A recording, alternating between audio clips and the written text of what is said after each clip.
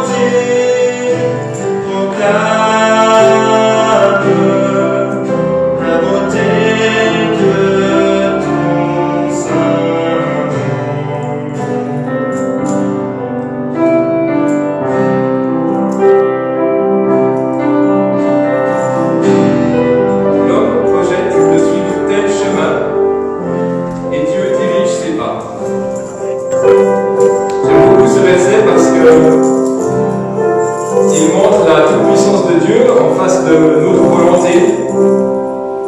L'homme projette, mais Dieu dirige. Et en même temps, ce verset, il montre un petit peu que Dieu ne s'oppose pas à nous, mais il nous accompagne. C'est un Dieu qui accompagne, et pas un Dieu qui s'oppose avec la fermeté de toute son autorité, qu'il aurait le droit, évidemment. Mais c'est un Dieu qui préfère accompagner ses créatures, m'accompagner dans mes projets, dans ma vie. L'homme projette de suivre tel chemin, et Dieu dirige ses pas.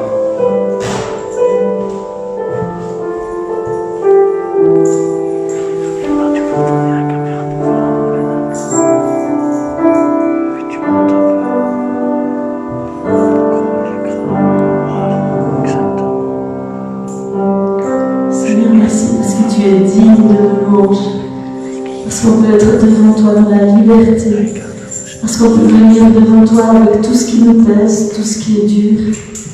On veut déposer tout cela à tes pieds et te rencontrer parce que tu as des projets de bonheur pour chacun. Tu as des paroles d'encouragement pour chacun. On te loue, on t'adore ce matin, Seigneur. Viens nous rejoindre là dans notre situation.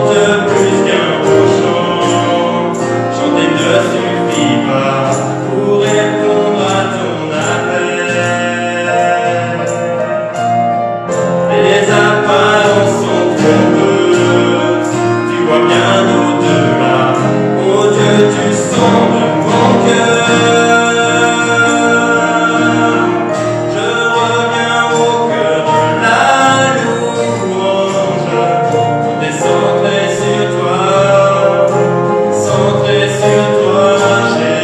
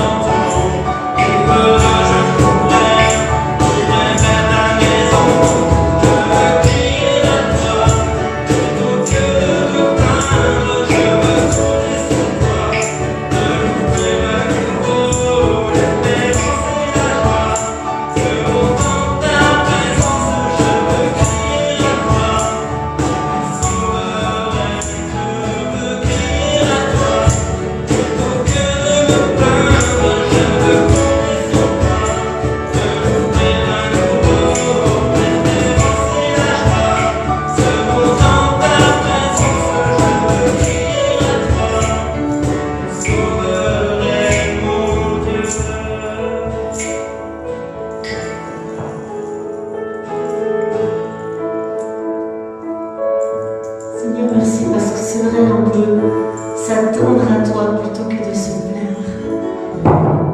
Merci parce que toute chose concourt à notre bien, Seigneur. Nous voulons te demander cette capacité de regarder au positif, de regarder à ce que tu es, à ce que tu as à nous offrir. Oui, on veut crier à toi, s'attendre à toi, avec confiance. Tu es le Dieu de victoire.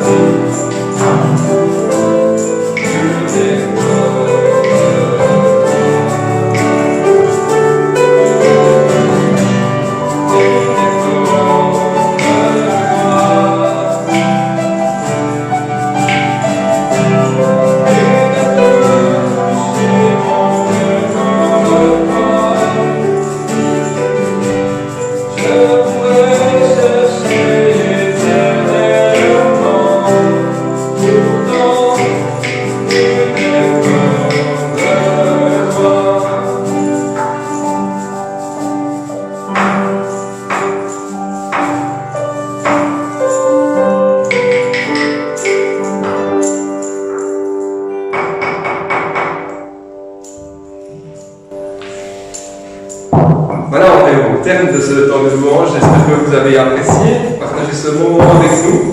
Et en fait, je vais donner la parole à Tom pour la suite.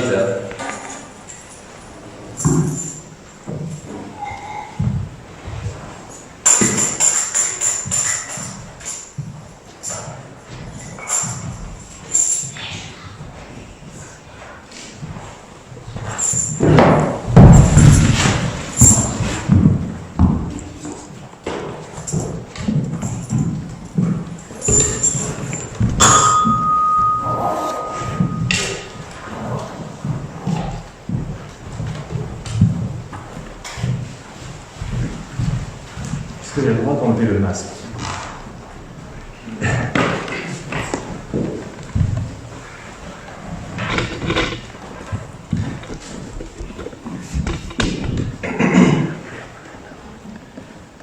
Voilà, bonjour à tous. Bonjour à vous qui êtes ici, bonjour à vous qui êtes chez vous et qui nous suivez en live. Voilà, déjà, c'est une joie pour moi de pouvoir être devant vous derrière cet écran. J'ai eu la joie de pouvoir déjà participer à la louange et maintenant j'ai ce privilège de pouvoir vous apporter un encouragement, j'espère. En tout cas pour moi, quand j'ai préparé cette prédication, ça a été un grand encouragement. Donc j'espère que ce sera la même chose pour vous. Le texte que nous étudierons aujourd'hui sera tiré de l'épître de Pierre, la première épître de Pierre, au chapitre 2, les versets 11 à 17. Mais avant de commencer, j'aimerais vous poser une question. Vous qui êtes chez vous, vous ne pourrez pas me répondre, mais peut-être vous ici, peut-être. Est-ce que vous avez déjà eu l'occasion d'aller dans un pays étranger, mais disons suffisamment lointain pour qu'il y ait vraiment un choc culturel, quelque chose qui soit perturbant, un pays où il y a des coutumes, des habitudes, des façons de faire qui ne sont pas du tout comme chez vous. Ce genre de pays où vous dites là je suis pas chez moi. Ça vous est déjà arrivé? J'ai eu l'occasion de vivre ça aussi une fois. Il y a quelques années, j'ai eu l'occasion d'aller en Chine pour 3 semaines. J'étais allé visiter mon père qui travaillait là-bas en tant qu'expatrié. Et j'ai pu vraiment ressentir un réel choc culturel là-bas. C'est pas du tout comme en Europe, en Chine. C'est des habitudes, des coutumes très très très différentes.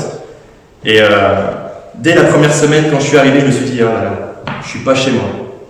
Je suis pas chez moi et même, je me disais, j'ai envie de rentrer chez moi. En Europe.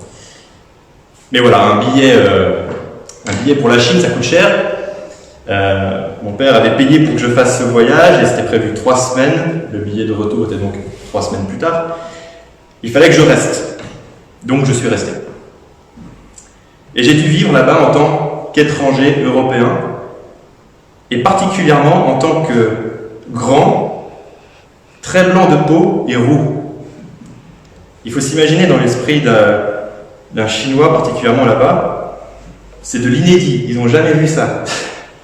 Du coup, j'étais très souvent pris en photo. Tout le monde voulait à chaque fois prendre une photo avec moi. C'était assez perturbant au début. Des fois, il y a un peu l'orgueil qui monte quand même. Mais on a plus l'impression d'être un peu une attraction, quelque chose qui est étrange. Pourquoi? Parce qu'en fait, j'étais très différent de ce qu'ils avaient l'habitude de voir. Très, très différent. Et notamment la blancheur de peau. Dans nos pays européens, c'est plutôt un sujet de moquerie. Mais là-bas, c'est un signe de pureté et de richesse. Donc, j'ai beaucoup aimé ce pays. Bref, en fait, j'étais un étranger et ça se voyait. Ça se voyait.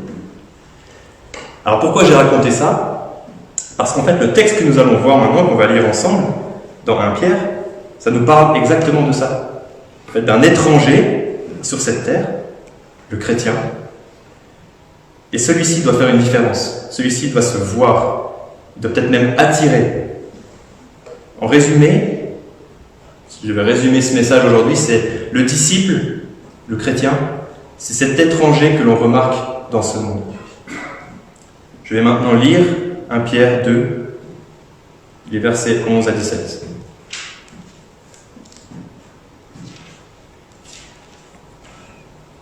Bien-aimés, je vous encourage, en tant que résident temporaire et étranger sur la terre, à vous abstenir des désirs de votre nature propre qui font la guerre à l'âme. Ayez une bonne conduite au milieu des non-croyants, afin que, là même où ils vous calomnient, comme si vous faisiez le mal, ils remarquent votre belle manière d'agir et rendent gloire à Dieu le jour où il interviendra. À cause du Seigneur, soumettez-vous à toutes les institutions établies parmi les hommes, soit au roi parce qu'il est au-dessus de tous, soit aux gouverneurs parce qu'ils sont envoyés par lui pour punir ceux qui font le mal et approuver ceux qui font le bien. En effet, c'est la volonté de Dieu qu'en pratiquant le bien, vous réduisiez au silence l'ignorance des hommes dépourvus de bon sens. Comportez-vous en homme libre, sans faire de la liberté un voile qui couvre la méchanceté, mais en agissant au contraire comme des serviteurs de Dieu. Respectez chacun, aimez les frères et sœurs, craignez Dieu, honorez le roi. Voilà notre texte pour aujourd'hui, un texte très riche, mais qui j'espère pourra nous encourager. Pour commencer, je pense qu'il était nécessaire de faire un premier point sur le fait que nous sommes des étrangers et des résidents temporaires.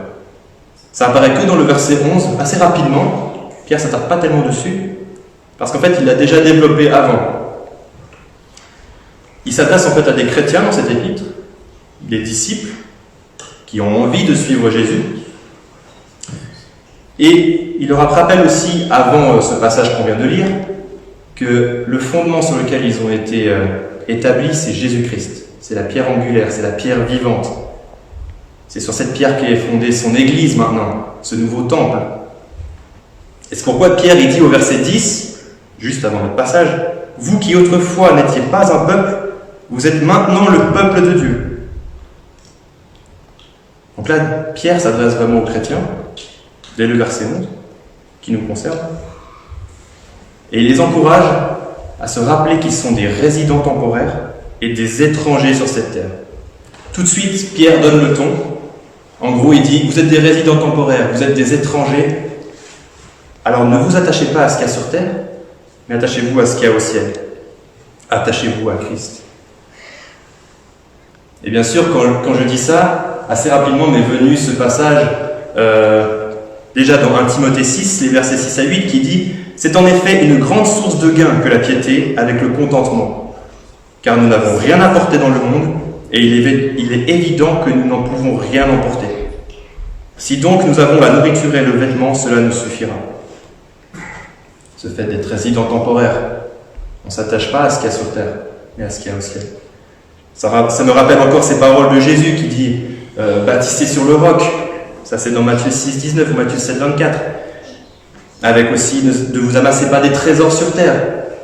Parce que la mythe et la rouille, ils dévorent et les voleurs, ils volent. Ça me rappelle aussi ce passage de Paul en Colossiens 3, versets 1 à 3. « Si donc vous êtes ressuscités avec Christ, cherchez les choses d'en haut, où Christ est assis à la droite de Dieu. Affectionnez-vous aux choses d'en haut, et non à celles qui sont sur la terre, car vous êtes morts, et votre vie est cachée avec Christ en Dieu. » Il y a quelque chose de fort dans ce verset. Nous sommes morts, notre vie est cachée en Christ. On va voir un peu plus loin qu'il y a un changement radical qui s'opère ici. Vous connaissez sans doute le dicton qui dit qu'on ne se rend compte de la valeur d'une chose qu'une fois qu'on l'a perdue. Et en un sens, c'est vrai. Bien entendu, j'ai eu l'occasion d'avoir le Covid il y a quelques semaines, j'ai perdu l'odorat et le goût. C'est des sens très utiles. Et je me suis rendu compte à quel point on en a besoin, en fait, mais qu'une fois que je les ai perdus. Mais en réalité, quand je jette un peu un regard sur ma vie, quand je regarde les différents événements qui ont eu lieu, je voudrais reformuler ce dicton et dire plutôt c'est en perdant des choses qui avaient de la valeur à mes yeux que je me suis rendu compte que celles-ci ne me comblaient pas, que ces choses-là ne pouvaient pas me sauver, que ces choses-là ne pouvaient pas combler ce vide qu'il y avait en moi. C'est pourquoi je me rappelais que je ne suis qu'un résident temporaire, qu'il n'y a rien sur cette terre finalement qui peut me contenter, qu'il n'y a rien sur cette terre qui peut me combler, que ma vie est cachée en Christ, et qu'en fait ce sont les choses d'en haut qui ont ma valeur. Et j'en témoigne devant vous aussi à la maison. C'est Christ qui a donné un sens à ma vie, vraiment, très profond. Et voilà, nous sommes non seulement des résidents temporaires, mais aussi des étrangers. Dans le verset 11, ça passe vraiment juste comme ça, pour Pierre. Mais en fait, il y a une réalité tellement incroyable derrière ce terme, des étrangers. Au verset 9 du même chapitre, il est dit « Vous, au contraire, vous êtes un peuple choisi, des prêtres royaux, une nation sainte, un peuple racheté, afin de proclamer les louanges de celui qui vous a appelés des ténèbres à sa merveilleuse lumière. » Waouh! On l'a dit un peu avant, il y a un changement radical. Je ne suis plus lié aux ténèbres, mais à la lumière. Je ne suis plus pécheur, mais saint. Je ne suis plus perdu, mais choisi. Et en Éphésiens 2,6, Paul va encore plus loin, il va jusqu'à dire « Il nous a ressuscités ensemble et nous a fait asseoir ensemble dans les lieux célestes en Jésus-Christ. » Donc là maintenant, actuellement je suis en train de parler derrière un pupitre, mais en fait je suis assis dans les lieux célestes. C'est une vérité que je n'arrive peut-être pas facilement à vivre au quotidien, à me rappeler au quotidien, mais ça n'en est pas moins vrai. Et en fait, derrière cette déclaration, il y a cette assurance qu'un jour, je vais quitter cette patrie terrestre et aller vers la patrie céleste à laquelle j'appartiens. J'aimerais vraiment pouvoir dire avec la même assurance que Paul, quand il dit que mourir n'est un gain, car être auprès de Christ, c'est de loin le meilleur. Paul, il écrit une lettre, il n'a pas peur de dire ça dans sa lettre. J'aimerais avoir cette assurance, mais très honnêtement, moi je ne suis pas prêt à partir. La mort finalement me fait peur. Et je me rends compte aussi dans ce contexte de Covid que je ne suis pas non plus prêt à voir des proches s'en aller.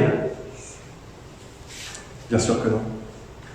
Mais voilà, je voudrais prier Dieu que nous puissions tous toujours plus nous attacher à cette espérance. Un jour, nous serons devant lui. Et c'est vers cela que je veux porter les regards maintenant. Que Dieu nous aide parce que c'est pas facile. C'est pas facile. Nous sommes des étrangers.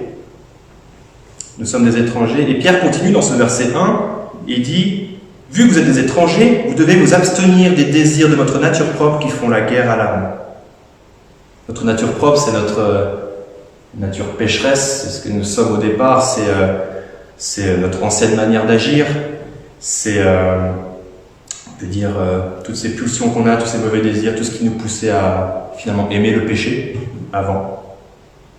Et l'âme, notre nature propre, elle fait la guerre à l'âme. Ici, c'est notre conscience qui a été renouvelée au travers de la repentance.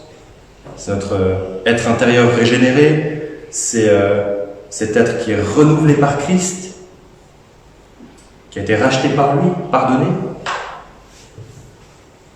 Et Pierre, il nous dit ici que parce que je suis un étranger, je dois m'abstenir de ces désirs, de mon ancienne nature.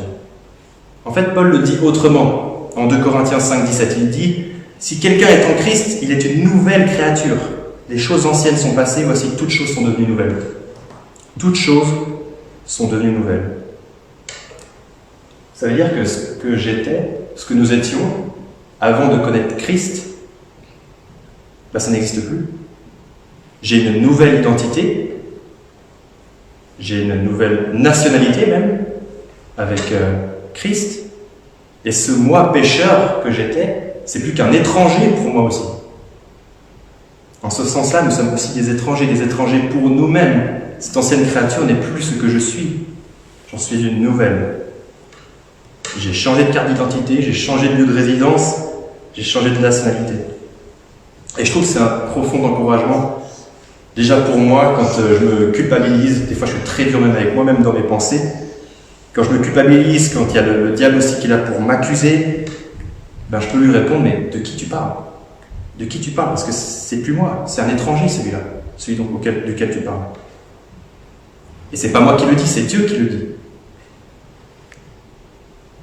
Donc voilà, le combat du chrétien dont il est question ici, là, avec ces désirs qui font la guerre à l'âme, c'est pas une lutte que le chrétien doit faire pour arrêter de pécher ou améliorer ce qu'il était. Non, en réalité, c'est une lutte pour devenir ce qu'il est déjà. On a dit, le chrétien, il est maintenant saint, choisi, racheté des ténèbres pour la lumière. Il l'est. Et la lutte du chrétien, c'est de comprendre que c'est le cas. Il l'est, il le vit. En Christ, nous avons cette force pour pouvoir dire non maintenant à nos mauvais désirs et pour correspondre à ce que nous sommes, des étrangers, des enfants de Dieu. Des étrangers. Nous sommes des étrangers, des résidents temporaires. Maintenant, vu qu'on a compris que nous sommes des étrangers, non seulement sur cette terre, mais aussi vis-à-vis de nous-mêmes, qu'est-ce que ça implique ? Tout d'abord, un étranger, comme je l'ai dit dans l'introduction, ça se remarque, on le voit. Pierre va dire « Ayez une bonne conduite au milieu des non-croyants, afin que là même où ils vous calomnient comme si vous faisiez le mal, ils remarquent votre belle manière d'agir et rendent gloire à Dieu le jour où il interviendra. » Un étranger, ça se voit, ou en tout cas ça doit se voir. Parce qu'il ne fait pas les choses comme les autres. Il est différent des autres. Et ça me fait penser à ces deux images que Jésus a données en Matthieu 5, les versets 14 à 16. « Vous êtes la lumière du monde. Une ville située sur une montagne ne peut pas être cachée. Et on n'allume pas une lampe pour la mettre sous le boisseau, mais on la met sur le chandelier et elle éclaire tous ceux qui sont dans la maison. Que votre lumière luise ainsi devant les hommes, afin qu'ils voient vos bonnes œuvres et qu'ils glorifient votre Père qui est dans les cieux. C'est plus ou moins exactement ce que dit Pierre en fait dans ce verset 12. Dieu nous a appelés des ténèbres à sa merveilleuse lumière, alors il faut que nous brillions. On ne doit pas être caché, on ne doit pas être dissimulé, il faut que ça se voit. Vu qu'il y a cette séparation avec les ténèbres. Il dit même, là même où ils vous calomnient, donc les non-croyants, les païens, etc., là même où ils vous calomnient comme si vous faisiez le mal, qu'ils remarquent votre belle manière d'agir et rendent gloire à Dieu le jour où il interviendra. Aujourd'hui, je crois qu'on vit dans un monde où les notions de bien et de mal sont de plus en plus floues. Là, on voit toute la subtilité du diable dans le fait que sur le fond de bonnes choses, le mal arrive encore à s'immiscer. Sur le fond de liberté, d'égalité, d'amour, etc., de respect du prochain, etc., qui sont des bonnes choses. Le mal arrive à se créer un chemin et de plus en plus, le mal vient à être toléré. Et si on est contre ces choses, c'est nous qui faisons le mal. Si on est contre ces choses, c'est nous qui sommes intolérants, non fraternels, pas égaux, archaïques. Nous devenons ceux qui font le mal. Et c'est de ça qu'il est question dans ce verset. Très souvent, nous sommes calomniés, moqués en tant que chrétiens, même persécutés, même dans nos pays. Ça a une autre forme que dans d'autres pays, mais tout de même. Mais là, il y a là un vrai encouragement. C'est que les gens voient notre manière d'agir. Et ça peut être vraiment un puissant témoignage pour eux. Vraiment. Notre manière d'agir ou de réagir dans une situation, elle peut vraiment fortement impacter une personne. Je connais des personnes qui ont un témoignage comme ça, ils étaient dans les pires choses, ils ont rencontré un chrétien qui a eu une attitude différente des autres vis-à-vis d'eux, et ils se sont dit, mais pourquoi il agit comme ça? Et il y en a qui ont perdu le sommeil tellement qu'ils se demandaient pourquoi. J'aimerais vous donner un exemple qui est tout à fait bateau d'une chose qui m'est arrivée une fois. Quand j'habitais dans la région de Genève, il fallait souvent que je prenne le bus pour aller dans la ville de Genève, parce que j'étais en banlieue. Donc je prenais le bus et je devais payer mon ticket de bus dans le bus. Un jour, je monte dans le bus et une dame cherche à payer son ticket. C'est la première fois qu'elle va prendre le bus dans cette région. Et elle cherche à payer avec sa carte. Je lui dis non, malheureusement cette machine ne prend que la monnaie. Elle fait, ah, je peux payer avec un billet alors? Non, ça prend que la monnaie, vraiment que les pièces. Et en plus, ça ne rend pas la monnaie. Et elle me dit, ah mais j'ai pas de monnaie, comment je veux faire? Il faut que j'aille à tel endroit et je peux pas payer mon billet en fait. Je dis, très bien, vous allez où? Vous avez dit ici, très bien. Je mets une pièce de 2 €, hop, et je prends un ticket et je lui donne. Et la dame m'a regardé et m'a dit, mais pourquoi vous faites ça? Enfin, comment je vais vous rendre, comment je vais vous rembourser ce billet que vous m'avez payé? Mais madame, ça va, c'est que 2 €, c'est pas très grave, je m'en remettrai, je pense. Ça devrait aller. Non, mais enfin, on m'a jamais fait ça. Comment ça se fait que vous me donniez ce billet comme ça? Pas de problème, ça me fait plaisir. Je comprends pas pourquoi vous m'agressez, madame. Et j'aime toujours dire à la fin d'une discussion comme ça, en fait, je suis chrétien, je prierai pour vous. Comme ça, les gens savent pourquoi. Et voilà, j'ai jamais recroisé cette dame, mais sur le simple fait d'une pièce de 2 €, elle a eu un témoignage qui visiblement l'a complètement perturbée. Le fait que je puisse lui donner juste 2 € pour lui payer un ticket, elle était impressionnée. Je ne m'en vante pas du tout, parce que pour moi 2 € c'est pas aussi important que ça, mais voilà, une petite chose, un petit acte. Complètement dans notre registre, j'ai pensé à Jésus aussi, qui lui a fait d'innombrables miracles, des miracles vraiment spectaculaires, extraordinaires, et pourtant ceux qui l'accompagnaient ne croyaient pas en lui. Et c'est dit dans les évangiles. Il a guéri 10 lépreux, mais sur les 10, il y en a un seul qui est revenu le remercier et le louer. Et pourtant, lui qui a fait autant de miracles, c'est lui qui dit, soit en Marc 9,41, soit en Matthieu 10,42, qu'un simple verre d'eau servi à un frère, ça a sa récompense. Un simple verre d'eau. Des tout petits gestes comme ça, simples. Dieu, lui, les voit. Et croyez-moi aussi, les gens les voient aussi. Des toutes petites choses. Donc il n'y a pas forcément besoin de faire des choses extraordinaires. Peut-être pas tout de suite, peut-être plus tard. Mais on peut commencer par de petites choses. Les gens le voient, Dieu le voit. Et ça peut vraiment être un puissant témoignage. Donc c'est pas un encouragement à se contenter de peu, attention, mais c'est plutôt un encouragement à commencer petit pour voir plus grand. Et surtout, c'est un encouragement aussi à ne pas se culpabiliser en se disant « Ah, mais j'aurais pu faire mieux, j'aurais pu faire plus, ah, mais là j'ai pas saisi l'occasion, là j'ai été nul », toutes ces pensées d'accusation. Non, commencez petit, à votre niveau, chacun son niveau, et après Dieu pourra faire grandir, ça pourra devenir peut-être des choses extraordinaires. Peut-être pas besoin. Un étranger, ça se remarque ainsi à ce qu'il fait tous les jours, et même des petites choses. Ensuite, un étranger, Pierre continue, un étranger, il doit obéir aux lois de son pays. Malheureusement, oui. Il dit, voilà, à cause du Seigneur, soumettez-vous à toutes les institutions établies parmi les hommes, soit au roi parce qu'il est au-dessus de tous, soit au gouverneur parce qu'ils sont envoyés par lui pour punir ceux qui font le mal et approuver ceux qui font le bien. En effet, c'est la volonté de Dieu qu'en pratiquant le bien, vous réduisiez au silence l'ignorance des hommes dépourvus de bon sens. Les disciples, les chrétiens, ne sont pas du monde, on a vu, ce sont des étrangers, mais ils sont dans le monde. Vous avez peut-être déjà entendu cette formulation. Les chrétiens ne sont pas du monde, mais ils sont dans le monde. Et c'est pour ça que Jésus, dans son ministère, a pu dire « Rendez à César ce qui est à César, rendez à Dieu ce qui est à Dieu ». C'est pour ça qu'il a pu aussi dire devant Pilate que son pouvoir lui venait de Dieu et que si Dieu ne lui avait pas donné ce pouvoir, il n'aurait aucun pouvoir sur Jésus pour le faire accuser, pour le faire condamner.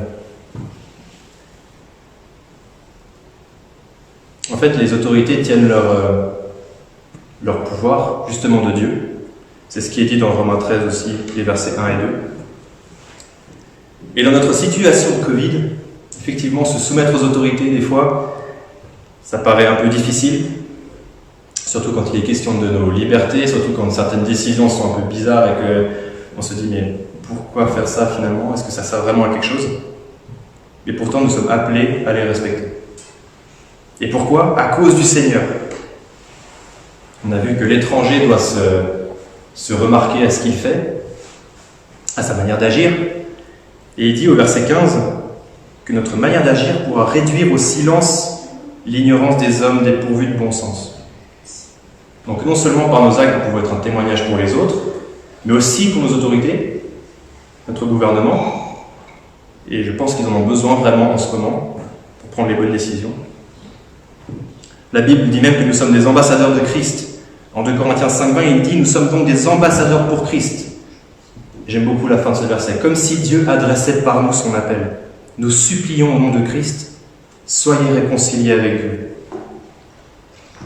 C'est ce qu'on souhaite finalement à tout le monde, non seulement les gens qui nous entourent, mais aussi à nos autorités. Soyez réconciliés avec Dieu. Et quand on lit la Constitution suisse, ça commence justement par une prière à Dieu. Et peut-être que nos autorités l'ont un petit peu oublié depuis quelques années. Mais encore plus que ça, pourquoi on doit se soumettre aux autorités? C'est dit à cause du Seigneur. Parce que si on reprend ce que dit Romains 13, versets 1 et 2, si on résume, ça dit, si vous résistez aux autorités, c'est comme si vous résistez à Dieu. Justement parce qu'elles ont leur autorité qui vient de Dieu. Finalement, on pourrait reformuler, on pourrait dire, mais si quelqu'un n'est pas prêt à obéir aux autorités terrestres, qu'il peut voir, connaître, rencontrer facilement, en vis-à-vis, comment pourrait-il être prêt à respecter l'autorité qui est céleste, qui ne voit pas? Mais, je voudrais quand même mettre un mais, très important quand même. On a dit un étranger doit obéir aux lois de son pays, mais il va quand même aussi obéir aux lois du pays duquel il vient. Et si nous sommes des étrangers qui demandent la patrie céleste, notre roi, Dieu, a laissé aussi des lois. Et c'est là qu'il y a une vraie subtilité. Quand on pense aux apôtres qui sont devant le conseil juif et qui disent « il vaut mieux obéir à Dieu plutôt qu'aux hommes », c'est là qu'on a besoin de sagesse pour discerner. Parce que si les autorités effectivement établissent quelque chose qui va contre la loi de Dieu, peut-être même contre les chrétiens, Peut-être alors que les chrétiens, nous devons nous dresser et dire non, on ne veut pas de ça. Ça m'a fait penser à un passage qui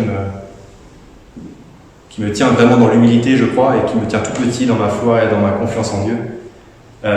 C'est l'histoire de trois amis, des amis de Daniel.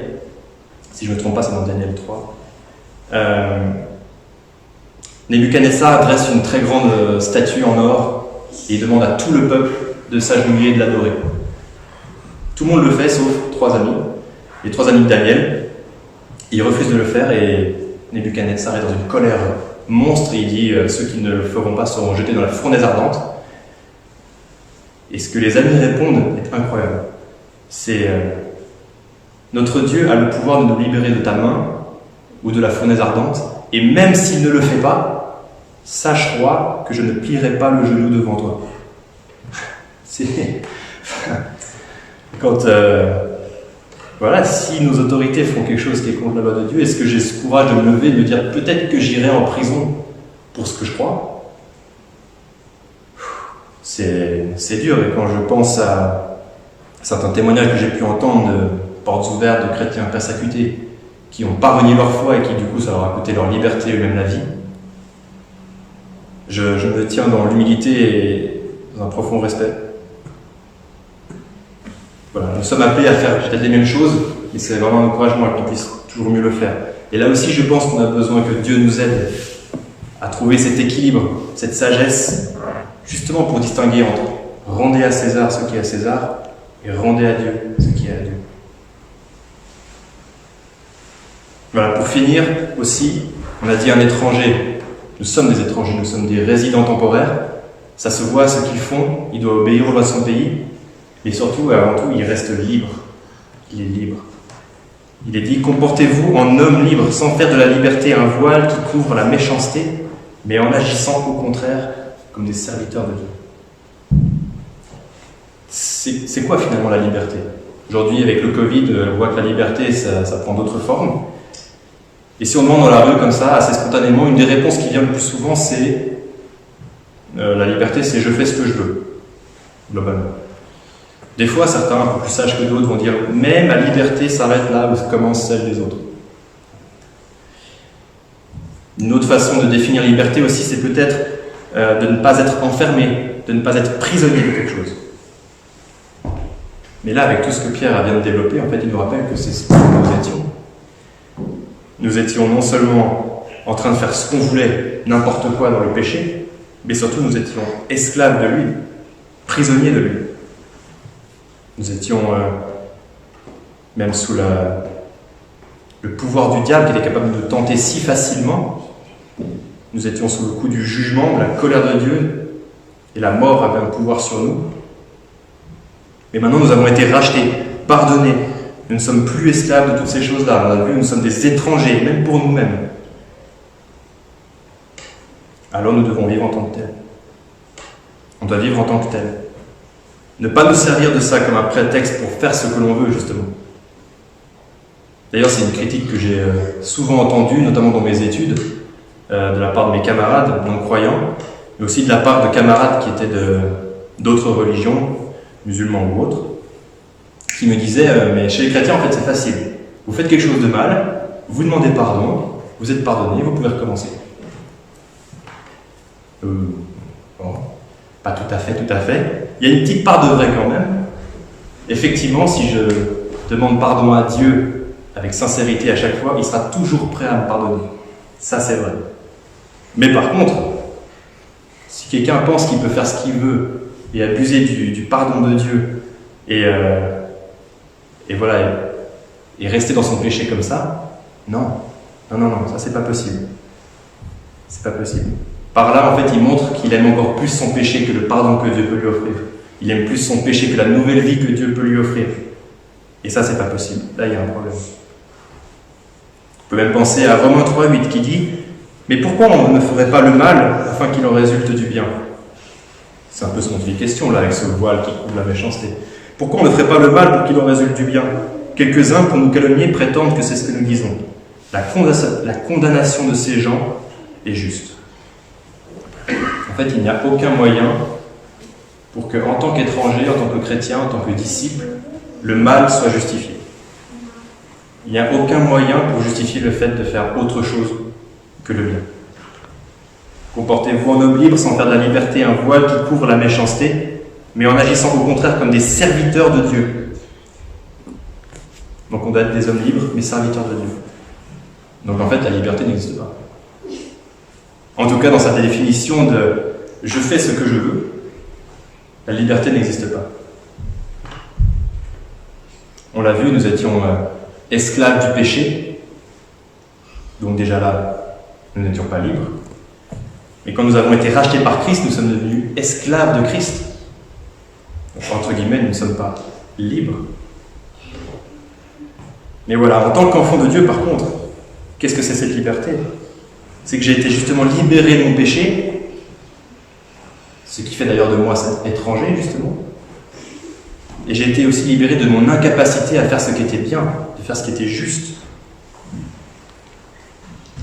Ma liberté, en fait, en Christ réside dans le fait que maintenant je peux dire non au péché. Je peux dire non au péché, servir Dieu et l'honorer, lui rendre témoignage. Ma liberté, en fait, s'inscrit dans mon esclavage à Christ. Allez, bizarre cette phrase. Ma liberté s'inscrit dans mon esclavage à Christ. Et c'est pourtant vrai. Je veux conclure. Quoi de mieux pour conclure finalement que le verset 17 du passage que nous venons de lire. Si je le retrouve rapidement. 1 Pierre 2, 17. Respectez chacun, aimez les frères et sœurs, craignez Dieu, honorez le roi. Dans ce verset, en gros, Pierre résume un peu tout ce qu'il a dit, tout ce que nous devons faire, tout ce qu'il vient de développer, tout ce qu'on vient de voir ensemble. Et voilà, à la manière de ce que j'étais en Chine, si je suis chrétien, je dois l'être aussi dans ce monde, c'est-à-dire reconnaissable, remarquable, on doit le voir. Je ne vous encourage pas à être roux forcément, mais il faut être remarquable, reconnaissable. Nous l'avons vu, nous sommes des étrangers sur cette terre, des résidents temporaires, des étrangers même pour nous-mêmes, car nous appartenons maintenant à la patrie céleste. Maintenant, notre identité, elle a changé. Nous avons été arrachés des ténèbres pour être transportés dans la merveilleuse lumière du royaume du Fils de Dieu. Et je dois donc maintenant devenir ce que je suis. Un étranger qui se remarque, qui brille dans ce monde. Nous devons être des lumières qui marquent la différence. Nous devons être des lumières qui brillent d'un autre éclat, qui se remarquent, où les gens ils se disent « mais pourquoi est-il comme ça ?» Déjà auprès des non-croyants, voilà que les gens peuvent se dire « mais qu'est-ce qu'il a que je n'ai pas? Qu'est-ce qu'il a qui le comble, qui lui donne cette joie, cette paix ?» Aussi auprès des autorités, qu'on puisse agir bien pour qu'ils puissent être réconciliés avec Dieu, et on le souhaite, afin qu'ils puissent aussi honorer Dieu et qu'ils soient réduits au silence dans leur ignorance. Et enfin auprès de nous-mêmes, et des frères et sœurs, nous sommes libres. Ayons une conduite digne de notre liberté, une conduite qui ne traduit pas un esclavage dans la tristesse et dans les chaînes, mais un esclavage qui est dans la joie, dans l'espérance, parce qu'il y a vraiment du plaisir en fait à servir un Dieu qui est bon. Voilà, ce disciple, c'est cet étranger que l'on remarque dans le monde. Pour finir, il y a un verset qui résume un peu cette pensée et que je voudrais vous laisser comme un encouragement pour notre vie de tous les jours. C'est Philippiens 2,12 qui dit « Ainsi, mes bien-aimés, vous qui avez toujours obéi, non seulement quand j'étais présent, mais bien plus encore maintenant que je suis absent, non seulement le dimanche matin, mais aussi dans chaque journée que vous avez. » Ça, c'est pas dans le texte. Il dit « Mettez en œuvre votre salut avec crainte et profond respect. » Mettez en œuvre votre salut avec crainte et profond respect. Le disciple, c'est cet étranger que l'on remarque dans le monde. Amen.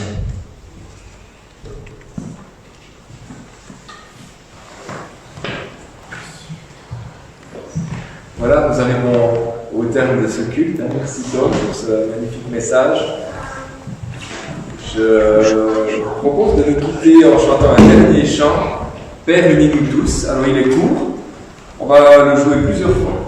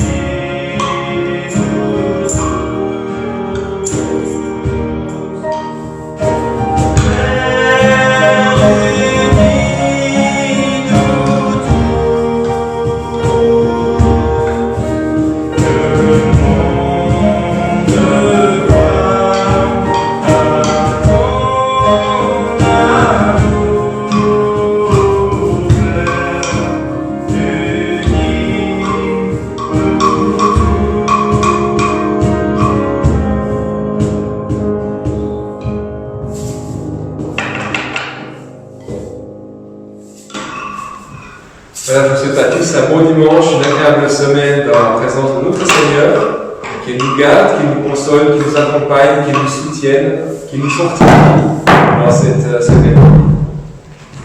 Bon dimanche à chacun.